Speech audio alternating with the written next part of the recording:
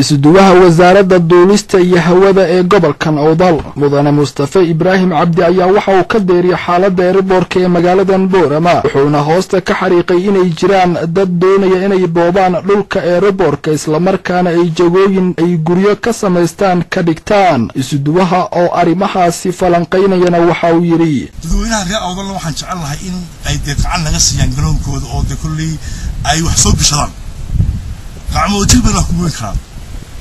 waxa la damashi waxa laga qabsado takay waxa ka digaya oo aad uga digaya nimanka nootayooyinka ku haysta magaalada Boorama inay iska daayaan garoonkan afraba ay warqad soo qorayaan dhulka jooyinka ninkii lagu arkana talaabo sharci waafaqsan ayaa laga qaaday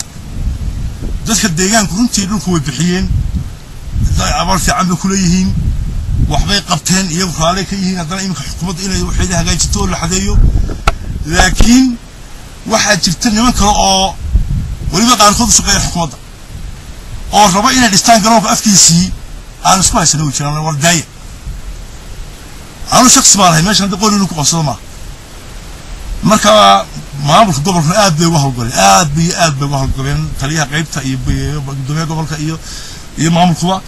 laakiin waxa jirta kale oo meeshan ku jira iyagu maanta in kuwas garanayaan iyagana waxa leh war intay umada leh hal aan wadalaan sidoo kale Suldaan Ibrahim Jaamac Samatar oo kamid ah salaadiinta waaweyn ee goboladan Awdal Salal iyo Gabiley ayaa isaguna waxa uu ka hadlay boobkan loo geysanayo dhulka airportka ee magaaladan Boorama wuxuuna baaq u diray xukuumadda Somaliland Awdal Salal iyo Gabiley waxaanu ka diganaa oo nuleenahay dadweynaha arrimaha ku kacay ka waantoobaan baan leenahay airportku wuxuu dhaxeeyaa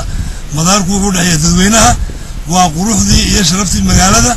waa quruxdii gobolka marka in laga shaqeeyo oo lagu tabaruco wax mooyaan ka ogolaan mayno inay cid ku tagrifasho oo ay maaragtay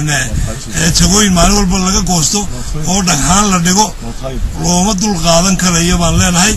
waxaan leenahay dadweynuhu ha u diyaar garoobaan sidii ay uga shaqeynayaan airportka waxa kale oo fariin u diraya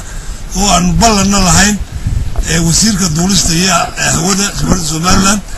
Maxamuud oo noo ballan qaaday in madaarka la dhisayo laakiin waxa ka horeyso oo leeyahay madaxda gobolka iyo dadweynaha gobolka waxaan u sheegayaa waxa ka horeysa horta bal in la xadeeyo in airportkii la xadeeyo dariiqyada dhex maraya xoolihiiba dhex socda